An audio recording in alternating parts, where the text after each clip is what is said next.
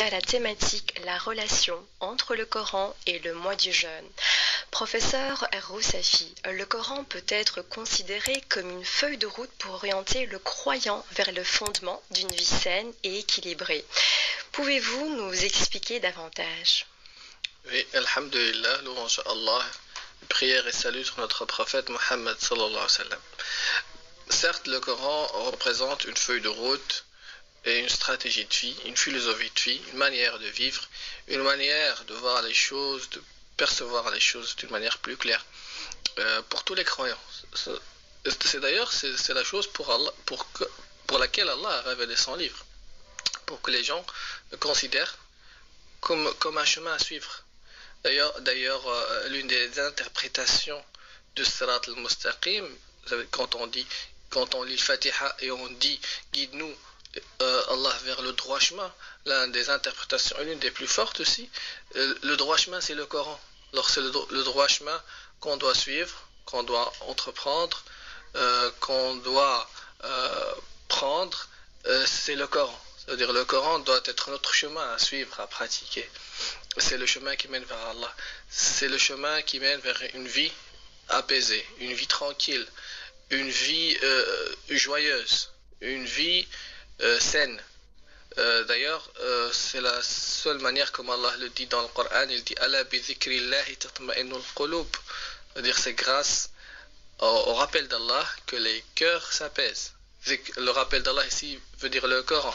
Al-Dhikr, c'est l'un des noms du Coran. Al-Dhikr, comme Allah le dit. Le souvenir. Le rappel, le souvenir, l'invocation.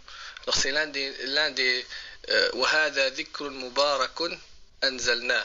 Ça veut dire ceci est un rappel béni qu'on a révélé. Et là, Allah il parle sur le Coran. Et Allah nous dit que c'est à travers ce dhikr-là que les cœurs s'apaisent. L'être humain, il faut savoir que l'être humain il est composé d'une âme et d'un corps. Le corps, il vit à travers la nutrition, il a besoin de manger et de boire, de respirer. Et l'âme, pour pouvoir vivre sainement, pour ne pas avoir des problèmes, des complications, il a besoin de la parole d'Allah. Il a besoin de son rappel, il a besoin de son livre. Et Allah nous dit ça, nous le dit clairement. C'est pour cela, aujourd'hui, quand l'humanité s'est éloignée de la foi et de la croyance, elle s'est dirigée vers les antidépresseurs, les problèmes plus de psychologues, il y a des problèmes d'esprit, si on veut. L'âme a besoin, l'être humain pour être équilibré entre le corps et l'âme, il a besoin du Coran, il a besoin d'Allah. C'est comme ça que les cœurs s'apaisent, comme Allah subhanahu wa ta'ala il dit. Mais le Coran aussi nous enseigne de garder l'équilibre dans tous les domaines. Parce que l'être humain, soit il exagère dans la chose, soit il tombe dans le laxisme, ça veut dire il délaisse.